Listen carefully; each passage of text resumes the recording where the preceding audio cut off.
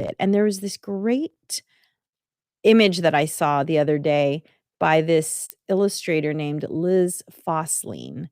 And the image is of a gas tank, and I don't know if you can see it, but the gas tank here is in the yellow zone, and the caption above says when we should take a break. And then the next image is the dial is in the red zone, as in empty, and the caption says when we actually take a break. Since you're listening to this podcast, I'm guessing you can relate to that image. Well, on today's Harness the Power of Planning podcast, we talk about self-care as healthcare.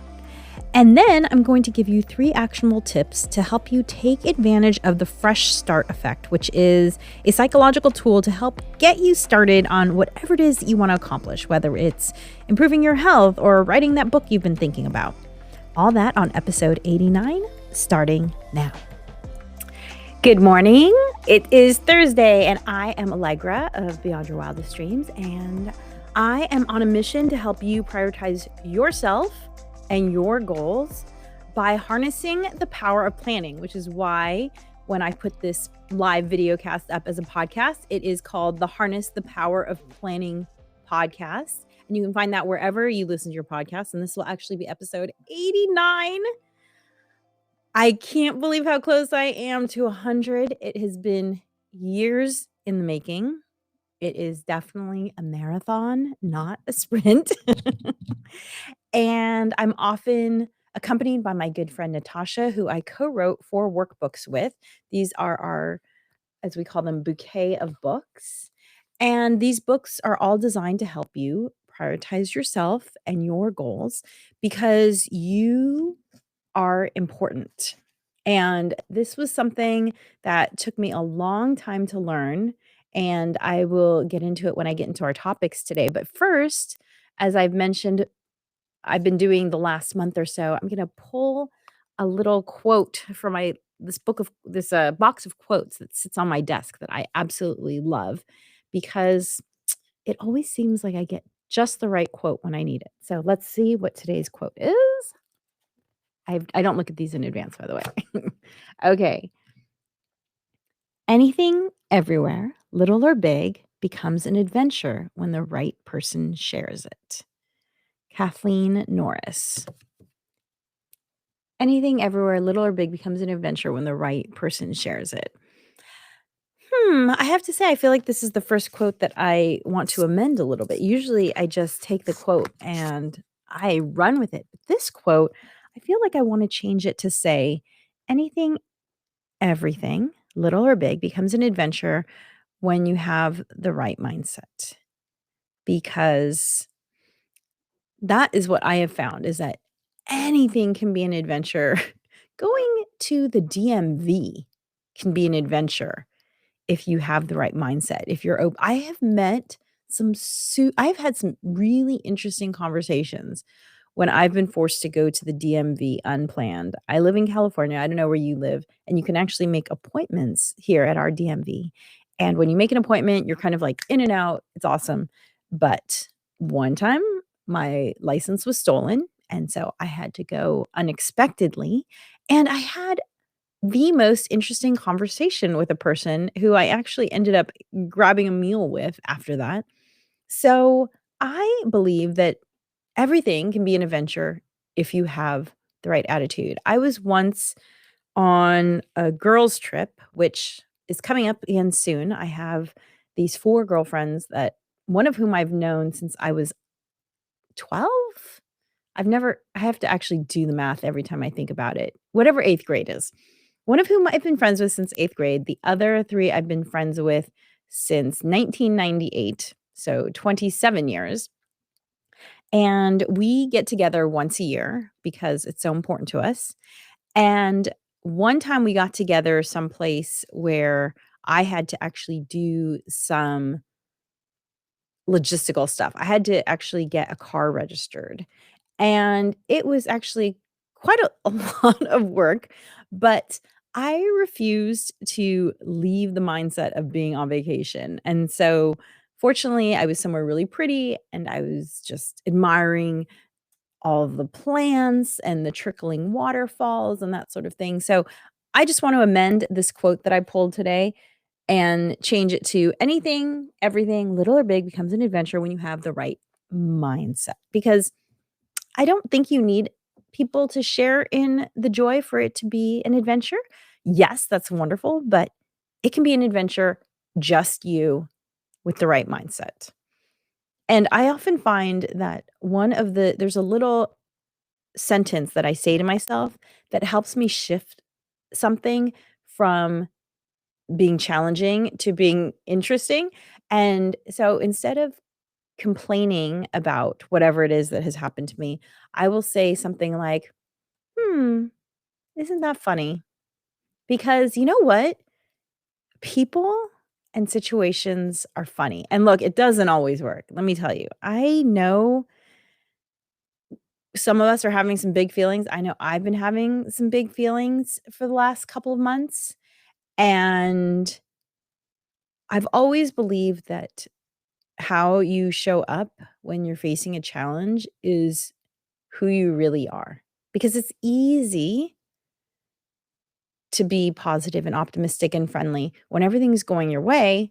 But when things are a little bit challenging, that's when your true, what are you made of, comes out. So, mindset and reframing are really, really powerful tools, brain science backed tools. Feel free to do some research on those because I have found them to be really helpful. And if you are actually looking for maybe a book recommendation, I love Stoic philosophy. And while this book is not billed as a Stoic book, I've been listening to it recently and I'm really enjoying it. And it's called 101 Essays That Will Change the Way You Think by Brianna Wiest. And I highly recommend that book. It's been fantastic having it in my ear. My husband's been listening to it as well, and he loves it as well. So it's a good book. So today's topics are self-care is healthcare and taking advantage of the fresh start effect. So I'm going to talk about self-care as healthcare first, and then the fresh start effect second. I actually will be doing a presentation for a women's organization called Ladies Who Lead up in Northern California in a couple months. And I'm doing the presentation on self-care because I know that as I have gotten older and taken on more responsibilities, self-care is one of the hardest things to hold on to. And I don't know what season of life you are in. I am raising a teenage daughter, and I'm also part of the sandwich generation, which means I am helping to support people older than me, meaning my mom, my mother-in-law. So my mom is in her late 70s, my mother-in-law is in her mid 80s, and then my 100-year-old bedridden grandmother, bless her heart. Oh, it's a lot. It's been a lot. If you've listened to the last couple of podcasts, you know how challenging it can be to deal with an emergency situation like the LA wildfires that have been going on for, oh my goodness, 2.5 weeks now. It was really challenging being in a situation where we were going to have to evacuate my 100-year-old bedridden grandmother. Yes. Anyway, go back and listen to those episodes. But the more responsibility that you take on, at least in my experience, I have found that it gets harder and harder to prioritize yourself, which is really where Beyond Your Wildest Dreams was born out of. Beyond Your Wildest Dreams was born out of a time in my life when my child was right around 5 years old. And I felt like I did not know who I was anymore. And I was an older mother. Maybe you don't have this situation, but I just felt like I was 36 when I had my child. And so I had a really strong identity by that point. And I love being a mom, but I wasn't sure if I was going to be a mom because it wasn't one of those things where I was like, absolutely, no matter what, I'm definitely becoming a mom. For me, it was, I had to find the right partner. I had to be in the right mindset. That was my path to becoming a mom. And so when my child was about 5 years old, I started to feel like I just had a little more mental bandwidth to think about myself again, because those first 5 years, man, they are rough. If you feel like if you feel like you just don't know which way is up and you don't know I literally remember one day I was holding my child while I was standing up, and I was so exhausted because she hadn't slept through the night. And I remember standing there holding her to my chest and thinking to myself, am I awake? Is this a dream?" I was so tired. I literally did not know if I was awake or asleep. That is how exhausting it can be taking care of a child, and kudos to you.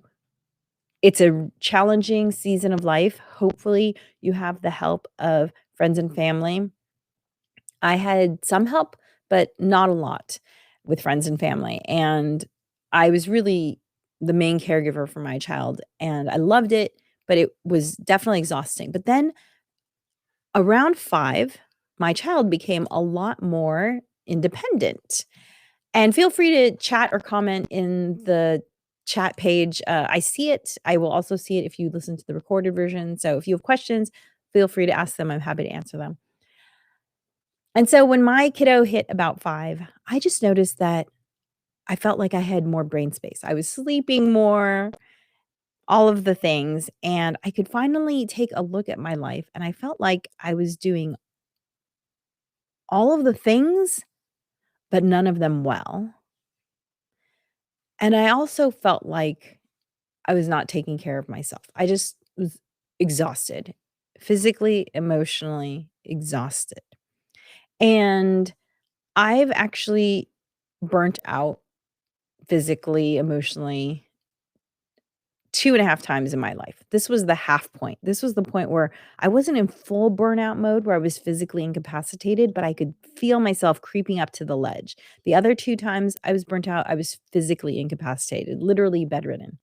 And fortunately, I learned from those experiences, and I've talked about those before. If you wanna look at an earlier podcast episode, the one about it's called My Burnout Story. I'll put a link in the show notes so you can listen to that one if you wanna hear it. But I was recognizing the signs of burnout, and I was able to backpedal. And I that's when I came upon the idea of really taking control of my morning. And this is what our book, Rock Your Morning, is born out of. And by the way, all of our books are workbooks. They're designed to be done in 45 minutes. And they're also designed to actually have you implement what you learn, because I know from my decades of training and coaching and teaching that people learn best when they do. It's one thing to hear something and learn something, it's a total another thing to do it. And so I just remember feeling around this time when my kiddo was 5 years old that I would wake up in the morning and immediately feel stressed, immediately feel anxious, and think to myself, "I don't know what to do today." Because before my kiddo, I had my schedule, and then my child's first 5 years, she was kind of it was her body clock that was kind of running the schedule. But now that my time was my own, I kind of had to relearn what I wanted my morning to be, and I decided to be very purposeful about it because of the fact that I could feel burnout coming on. So, I just thought to myself, "You know what? I just really, really wanna do things that help me take care of myself right now, and I wanna do them first. First things first." Maybe you've heard this phrase, "eat the frog." It's a business phrase, which is do the hardest thing you have to do first thing in the morning, because then it's just not hanging over you all day. And so I decided to quote unquote "eat the frog" and just really focus my morning on myself. And did that require me to get up a little bit earlier? Yes, it did. But it's been totally worth it. And there was this great image that I saw the other day by this illustrator named Liz Fosslien. And the image is of a gas tank, and I don't know if you can see it, but the gas tank here is in the yellow zone, and the caption above says when we should take a break. And then the next image is the dial is in the red zone, as in empty, and it says the caption says when we actually take a break. And maybe you felt that. Let me know if you felt that. If you feel like the only times you take a break is when you are burnt out and running on empty. I hear you. I have been there. I have felt that. And I would say that nowadays, I feel like I am taking care of myself every day. I am basically feeling like I'm always in the green zone, which is a wonderful place to come from every single day, because it means that when I am showing up as a friend, a wife, a daughter, a mom, a trainer, a coach, it means that I am coming from a place of being full up. I am giving from my overflow. I'm not giving from a half empty or empty cup. I'm giving because I have energy to give. You can't you can't do what I do.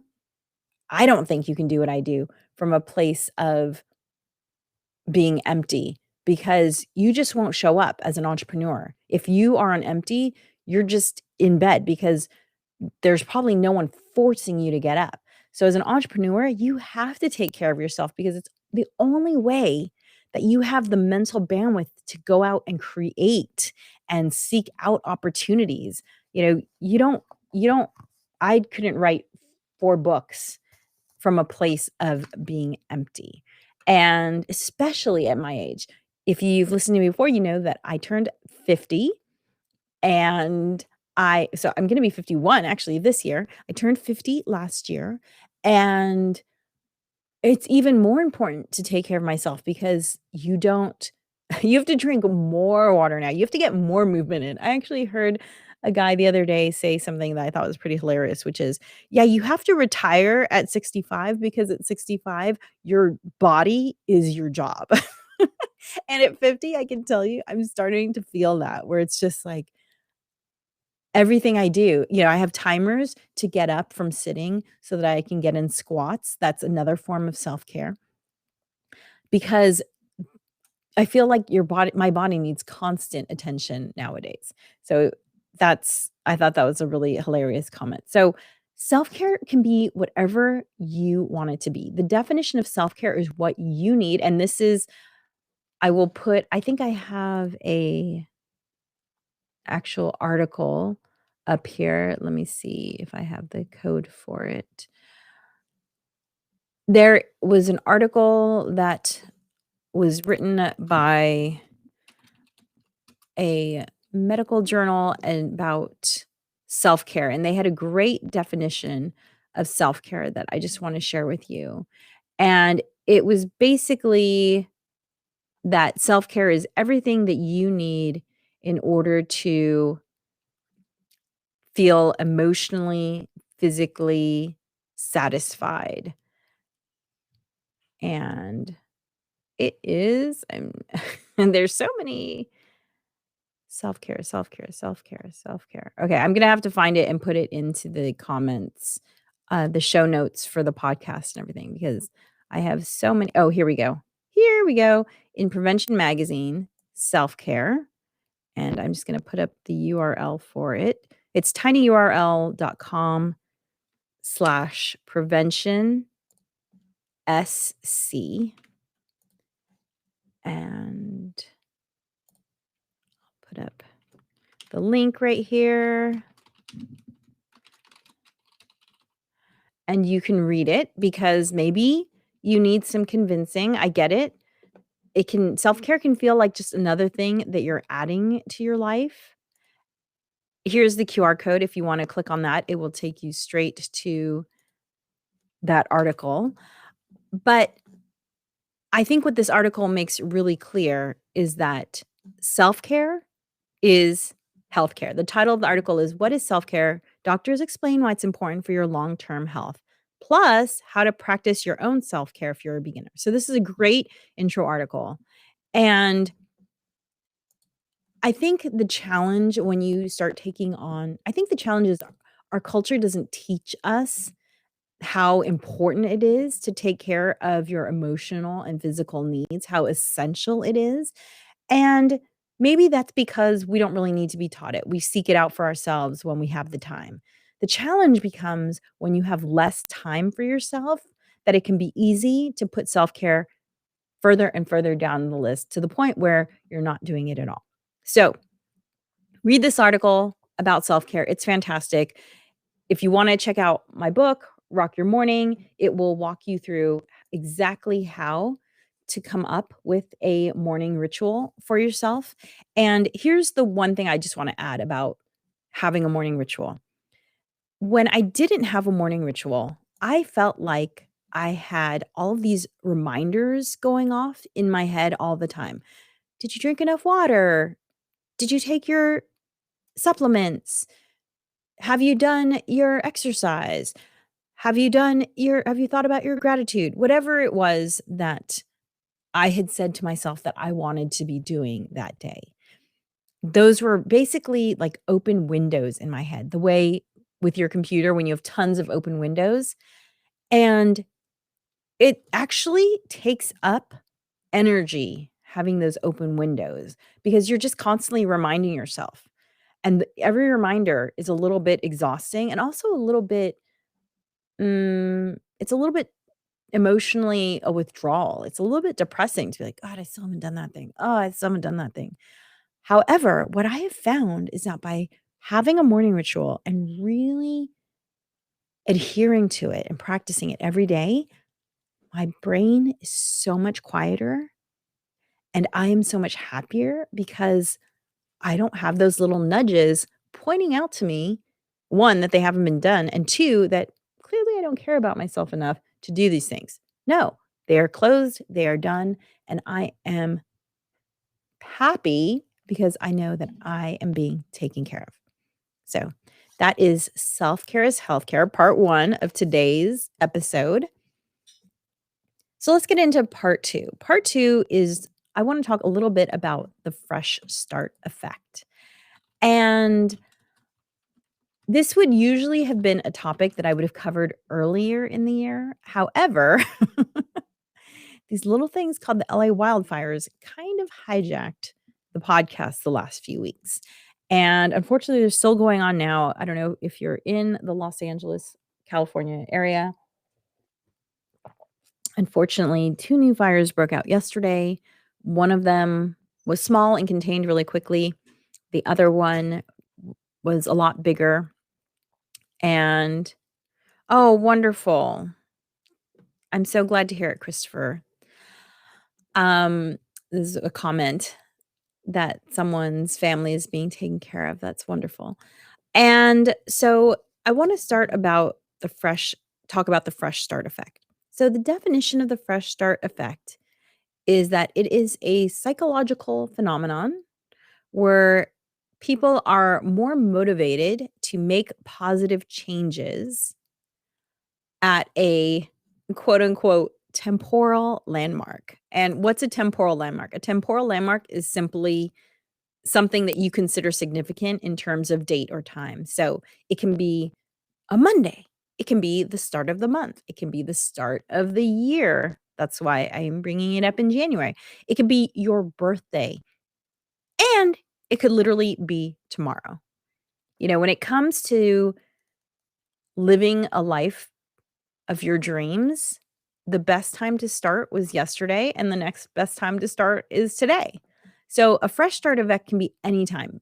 As they mention here, it's a psychological phenomenon. So I don't know about you, but I definitely feel like a good part of life is just, maybe the majority of life, maybe all of life is just managing these inches here in between your forehead, meaning your brain. Sometimes it feels like I'm just playing a brain game with myself in order to do the things that I want to do. And the fresh start effect is that thing. And the interesting thing about the fresh start effect is that the fresh start effect can help you detach yourself from your past. So there's two parts to the fresh start effect. There is saying, whatever I have lived up until this point and wherever I am now, good or bad, I am closing the door on that. I am putting that to bed, putting it to rest, whatever you need to say to yourself to move forward. And then step 2 is, and I am going to start anew. We all have things that we want to have done differently. We all have lessons that we want to walk away from and be born anew because of them. And what the fresh start effect shows is that it's simply a choice to make that fresh start. It doesn't have to be January 1st. It doesn't have to be even February 1st. It can be as early as tomorrow. Now, I will say, from my own experience with the fresh start effect, that I have found I have some tips here on how to make the fresh start effect more effective for you. I do believe that when you decide to make a change, that there are two things you should do in order to maximize the change. And actually, I'm going to say three things. The three things are: one, pick a date in the future. I would say pick a date 2 to 4 weeks in the future. So if there's something that you want to do, whether it is start writing a book, eating healthier, look for a new job, whatever the thing is that you have been putting off that you want to work on, pick a date 2 to 4 weeks from today, and then write that date down. Hopefully you have a physical planner. You know, I'm a huge fan of physical planners. If you don't have one, get one now. This is a physical planner that I've been using for the better part of a decade. It's not perfect because guess what? There is no perfect planner. There isn't. The perfect planner is the one that you will use.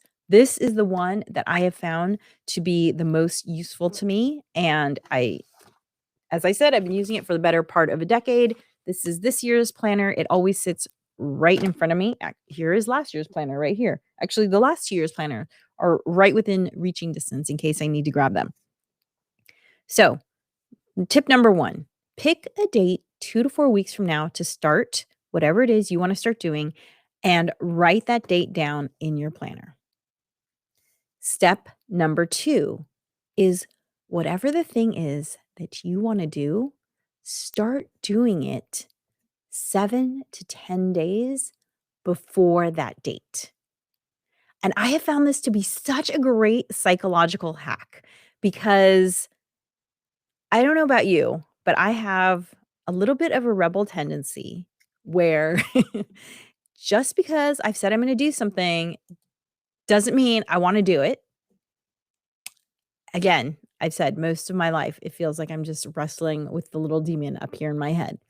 And so a way that I have found to work around that is rather than waiting for that date, I get to feed my little rebel by saying, "You know what? I'm gonna start earlier. I'm not gonna wait for that date. I'm gonna start now." And the great thing about starting before your date is that you are so much kinder to yourself before you set that fresh start effect date than after. Afterwards, you might get into things like, "Oh, I haven't done it as much as I've said I was gonna do it. No, no, no, no." But all the days before that date that you've set, that is you patting yourself on the back like, "Look at me. I'm starting early. Oh my goodness, I'm so proud of myself." That's the difference between starting early. I also call that gaining momentum, right? You're gaining momentum working on the thing you wanna work on. So basically, that's you crossing the starting line already running versus being at a dead stop and saying, "Oh, now I have to start." Okay? It takes the pressure off that date that you've picked as a fresh start effect.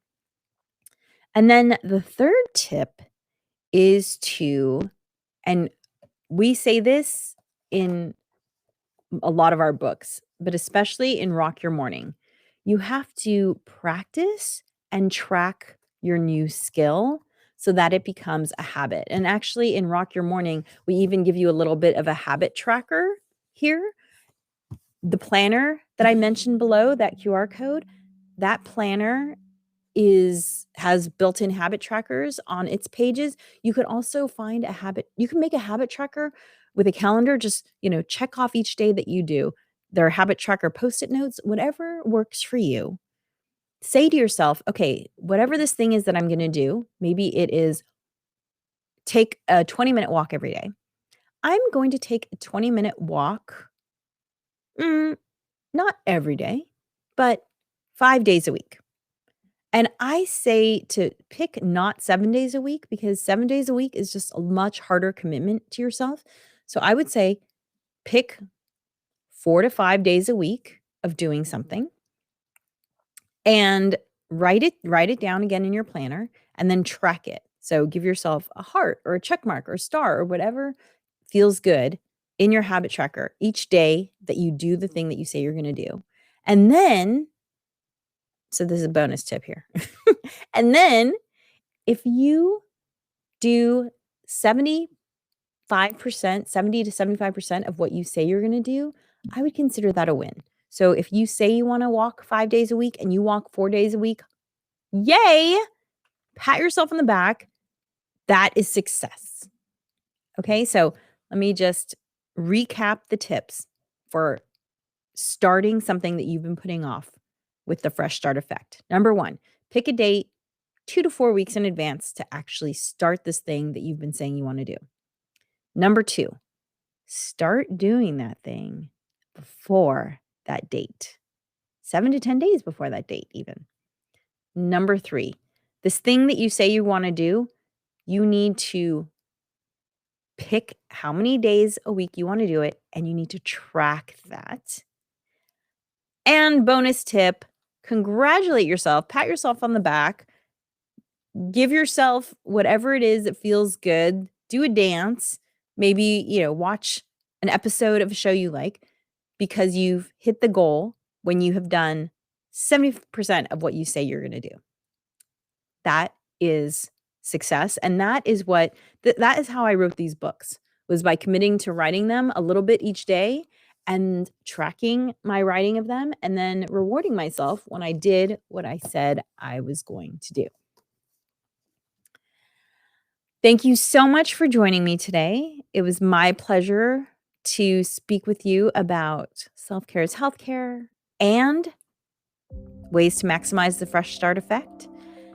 And I hope that you and your family are safe and healthy, and that you are taking care of yourself, because no one else can do it for you.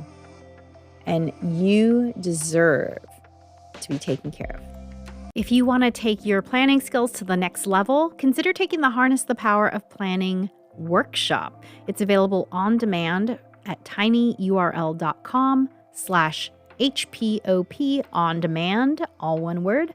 That's tinyurl.com/HPOP on demand. We'll show you how to plan your day, your week, your month, your year, your life, and help you to start prioritizing yourself and your goals right now. Dream wild, wild dreamers. Thanks for joining us for the Harness the Power of Planning podcast. Be sure to like and subscribe wherever you listen.